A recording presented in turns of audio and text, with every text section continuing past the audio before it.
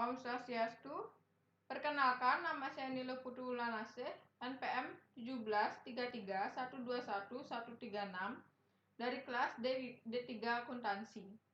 Di sini saya akan menjelaskan mengenai output dan interpretasi dari uji statistik deskriptif, uji asumsi klasik, uji T, dan uji F. Ini merupakan data yang saya gunakan, di mana pendidikan sebagai X1, pengalaman kerja sebagai X2, efektivitas sistem informasi akuntansi sebagai Y. Yang pertama, uji statistik deskriptif, di mana di sini terdapat jumlah N sebagai jumlah data, di mana pendidikan jumlah datanya sebesar 15, pengalaman kerja jumlah data sebesar 15, dan efektivitas Y jumlah data sebesar 15. Selanjutnya, jumlah minimum data pada masing-masing variabel. Yang pertama, pendidikan, jumlah minimumnya sebesar 19. Pengalaman kerja, jumlah minimumnya sebesar 17. Dan efektivitas Y, jumlah minimumnya sebesar 22. Selanjutnya, jumlah maksimum, yaitu pendidikan sebesar 23, pengalaman kerja sebesar 24, dan efektivitas Y sebesar 28. Lalu, untuk rata-rata, pada pendidikan sebesar 20,87, pada pengalaman kerja sebesar 21,40, pada efektivitas Y sebesar 24,93. Lalu, pada standar deviation, pada pendidikan sebesar 1,506, pada pengalaman kerja sebesar 2,558, dan pada efektivitas Y sebesar 2,344. Selanjutnya, uji normalitas dengan menggunakan metode grafik. Pada output, di sini kita lihat titik-titik menyebar mengikuti garis diagonal. Maka dapat disimpulkan bahwa nilai residual terdistribusi normal. Yang kedua dapat kita lihat dengan menggunakan metode one sample Kolmogorov-Smirnov. Di sini dapat kita lihat perumusan hipotesisnya H0, yaitu data, pengaruh pendidikan, dan pengalaman kerja terhadap efektivitas sistem informasi akuntansi terdistribusi normal. Yang kedua, HA, yaitu data pengaruh pendidikan, pengalaman kerja terhadap efektivitas sistem informasi akuntansi tidak terdistribusi normal. Dengan kriteria pengujian, jika signifikansinya kurang dari 0,05, maka HO ditolak. Kemudian yang kedua, jika signifikansinya lebih besar dari 0,05, maka HO diterima. Di sini dapat kita lihat output dari one sample Kolmogorov-Smirnov test, yaitu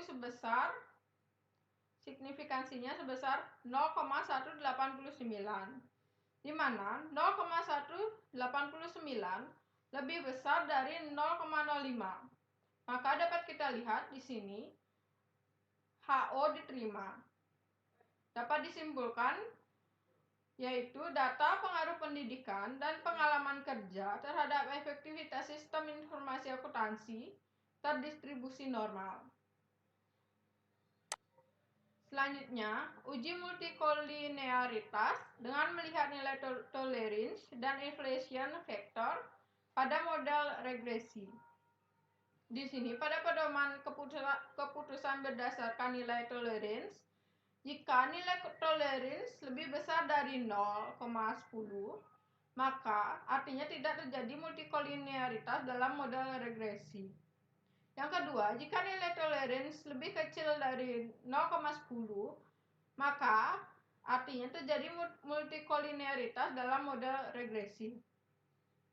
Selanjutnya, pada pedoman keputusan berdasarkan nilai VIF atau variance inflation factor, jika nilai VIF kurang dari 10, maka artinya tidak terjadi multikolinearitas dalam model regresi. Selanjutnya, jika nilai VIF lebih besar dari 10, maka artinya terjadi multikolinearitas dalam model regresi. Di sini dapat kita lihat nilai tolerance pendidikan dan pengalaman kerja sebesar 0,821.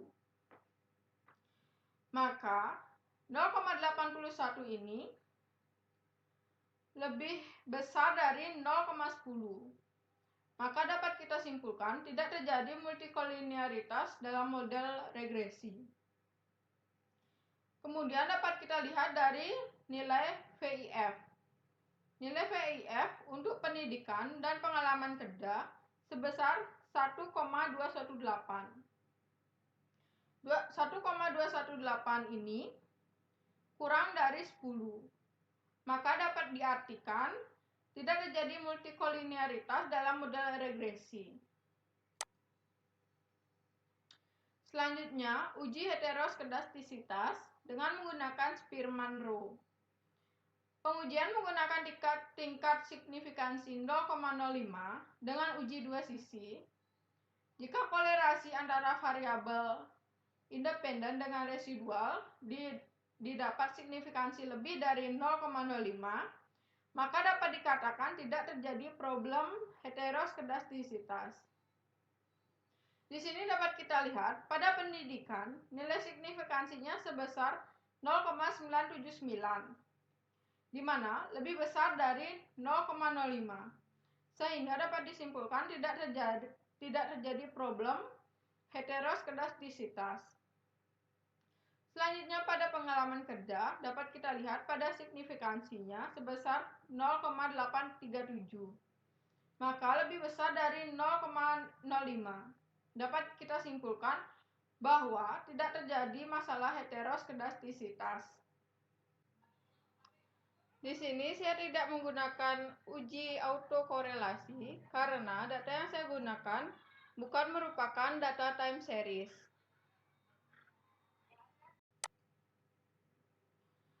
Selanjutnya, uji T.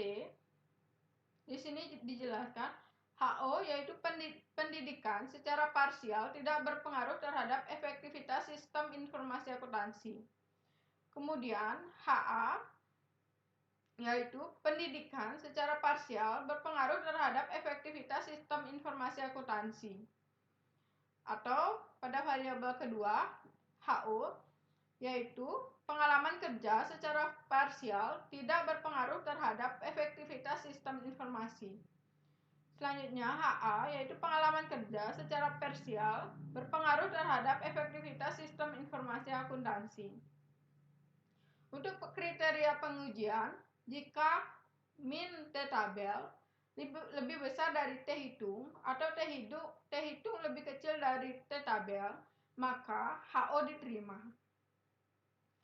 Lalu, jika min T hitung kurang dari min T tabel atau T hitung lebih besar dari T tabel, maka HO ditolak. Kemudian berdasarkan signifikansinya. Jika signifikansinya lebih besar dari 0,05, maka HO diterima. Selanjutnya, jika nilai signifikansinya kurang dari 0,05, maka HO ditolak.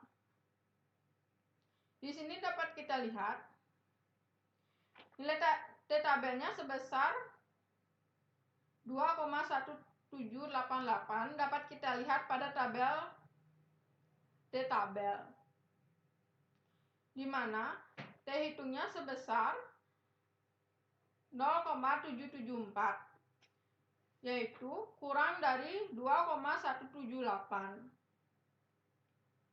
Kemudian pada nilai signifikansi dapat kita lihat sebesar 0,454, maka lebih besar dari 0,05, sehingga dapat kita simpulkan HO diterima, yaitu pendidikan secara parsial tidak berpengaruh terhadap efektivitas sistem informasi akuntansi. Selanjutnya pada pengalaman kerja, kita dapat lihat T tabel sebesar 2,1788, kemudian dapat kita lihat T hitung sebesar 0,970. 0,970 ini lebih kecil dari 2,1788. Kemudian dapat kita lihat pada nilai signifikansinya, yaitu sebesar 0,351, di mana 0,351 ini lebih besar dari 0,05. Maka HO diterima. Dapat kita simpulkan, HO, pengalaman kerja secara parsial tidak berpengaruh terhadap efektivitas sistem informasi akuntansi. Selanjutnya, uji F. Dapat kita lihat pada perumusan hipotesisnya, HO, yaitu pendidikan dan pengalaman kerja, secara bersama-sama tidak berpengaruh terhadap efektivitas sistem informasi akuntansi. Kemudian, HA, pendidikan dan pengalaman kerja secara bersama-sama berpengaruh terhadap sistem informasi akuntansi dengan kriteria pengujian. Jika F hitung lebih kecil dari F tabel, maka HO diterima.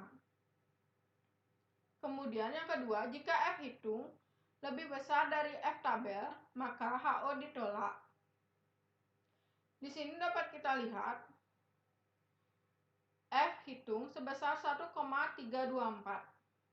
Untuk mencari F tabel, kita dapat lihat DF1 sebesar 2 dan DF2 sebesar 12.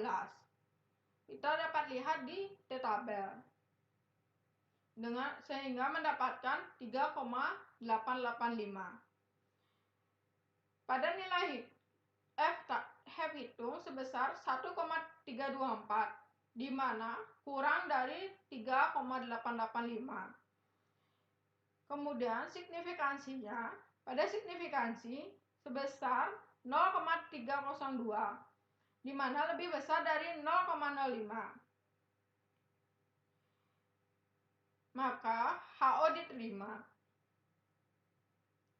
Karena HO diterima, maka kita dapat simpulkan pendidikan dan pengalaman kerja secara bersama-sama tidak berpengaruh terhadap efektivitas sistem informasi akuntansi.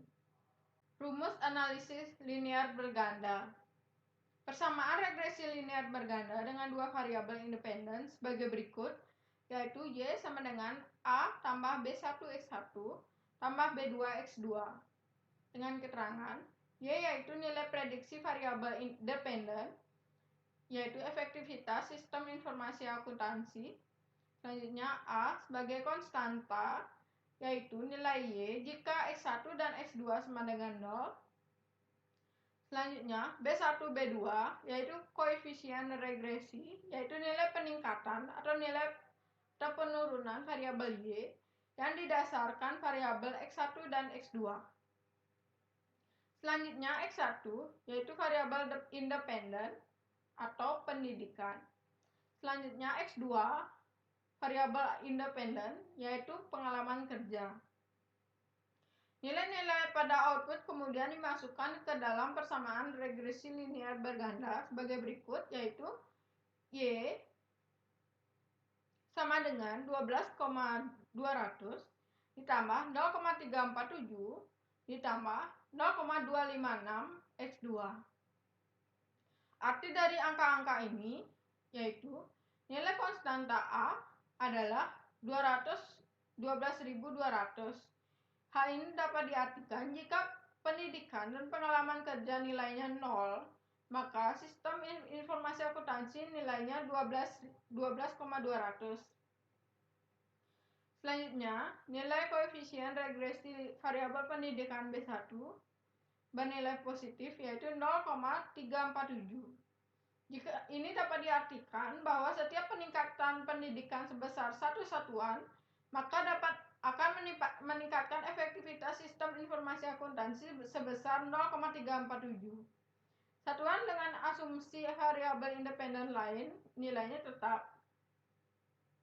Selanjutnya, nilai koefisien regresi variabel pengalaman kerja B2 bernilai positif, yaitu 0,256. 0,256. Ini dapat diartikan bahwa setiap peningkatan efektivitas sistem informasi akuntansi sebesar 1 satuan, maka akan meningkatkan efektivitas sistem informasi akuntansi sebesar 0,256 1 satuan dengan asumsi variabel independen lain nilainya tetap. Sekian presentasi dari saya aturkan Parama Santi. Om Santi Santi Santi Om.